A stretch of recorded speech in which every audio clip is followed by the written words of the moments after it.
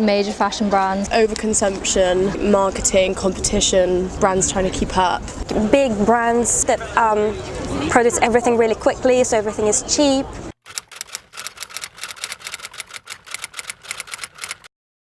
It's very much like a uni subculture of just like uni fashion sort of. Especially because of like social media and that kind of thing. There's a lot of pressure on young people to like stay on trend. When you're going out quite a lot, you kind of want to get a new top or something like that.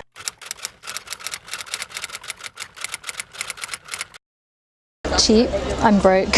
Well, and cheaper as well. Price, obviously. Because I'm a student, definitely price. We'd rather have probably 3 tops rather than just the one.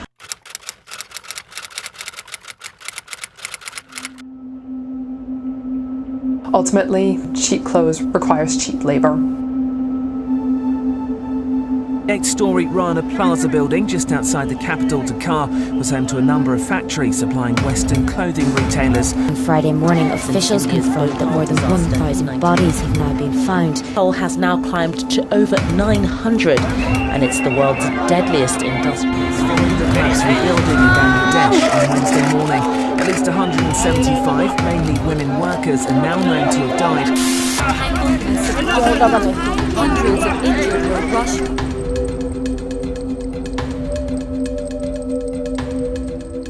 সারা ভাঙ্গে গিলুর দিয়ে চুল দিয়ে পেঁচাই নিছে আমার মেয়ের গলার এই এনথে কাইতে পড়ে গেছিল আর এই 8টা ভাঙ্গে বুহির পরে মা পড়ে আছে।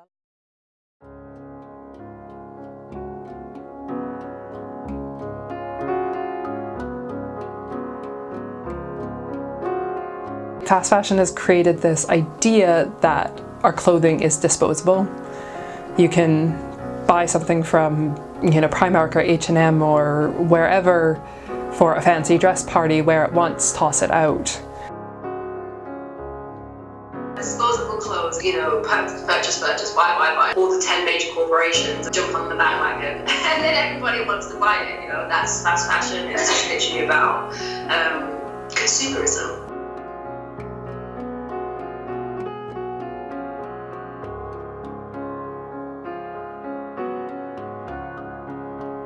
Let's be honest, you turn on the TV, you see celebrities, you see adverts, you've got your phone at your hand now, and you're being told what to wear. It's almost like they will make you feel insecure so that they can fix the problem with the latest top.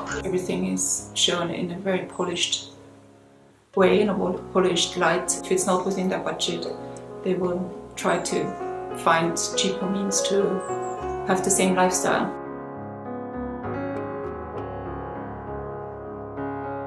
We're having not only 2 seasons a year, but multiple. The other week I was in Mango and I went in one day and went back in the next day because I really liked the top, and I couldn't find the top because they'd completely rearranged the shop. So people will buy something but it's already out of date because it was out of date when it went on shop sale.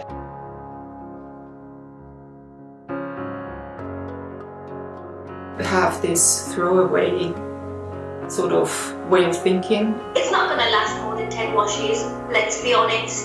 So you're going to have to throw that away and then repurchase. And in turn what you're doing is contributing to an industry that takes full advantage of those that don't have a voice.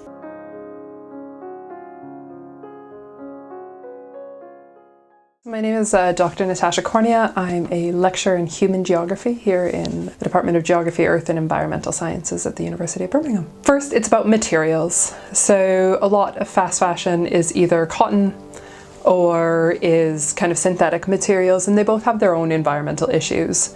Cotton is a really thirsty crop, so it requires something like 20,000 litres of water to produce 1 kilogram of cotton. So basically 2 pairs of jeans. And in order to have cheap raw materials, you need to produce that cotton cheaply, which comes with a whole bunch of issues, right? In that it needs to be produced with cheap labor, it needs to be produced in countries with probably less environmental regulations. And so to keep the labor cheap, we see the garment industry moving countries. We see really kind of exploitative labor relations. You might have seen like a lot of campaigns or a lot of companies that are like, oh, well, we make sure all garment workers are paid the minimum wage. But minimum wage and living wages are very rarely the same thing.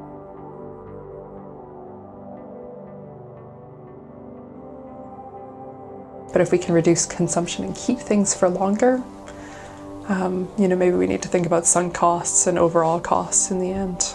I think we should start thinking about where do we want to go, where do we want to be in 20 years' time, and then start with ourselves. We can see more and more people popping up trying to create that change. But it's always the responsibility of the consumer to put themselves in a place of knowledge, and people really are starting to realise how much power they have within themselves. In order to make change, be change, so we're being changed, and we're only hoping that people see the hard work and they see the change that we're trying to create and think, you know what? That's commendable, I'm going to do it too. There is a way, there's always a way. There's always a way to fight this, there's a way to find that little loophole. Everything in Cow is second-hand, so that's recycling the clothes itself. And then we also have a range of reworked items where we take old clothes and we cut them and sew them into new clothes, all in store. A lot of what we do is focused on recycling. Since I've worked here, I have more opportunity to buy vintage. Just being around it more, being around other people that wear vintage as well. Not persuades you to buy it, but I didn't realise how big vintage and second-hand was. I used to think it was just charity shops. Cow has made vintage like a trendy thing to do, something a lot of people want to be involved in.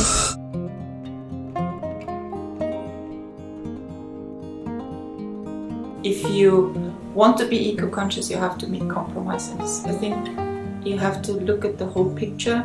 You need to not only produce eco-friendly, but you also have to pay the wages. We try to create pieces that last longer, that are still trendy, but that are also classic so that you can wear it for longer.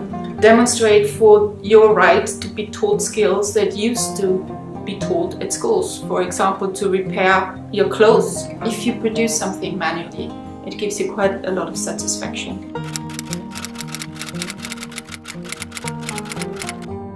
There's not a lot of options out there for sustainable fashion, and where they are, they're hard to find and they're quite expensive. I recently as well trying to do a lot more like sustainable shopping. More sustainable fashion was cheaper, and more accessible. I think, you would cut down more. One of the things obviously which has been talked about a lot more recently is clothes swaps and things like that, and finding out those alternatives. You are just bombarded with information and there's so much of it. So having a tool, I think it's a very good idea. Definitely, I think it would be a fantastic idea. It would help the entire society to incorporate this a little more.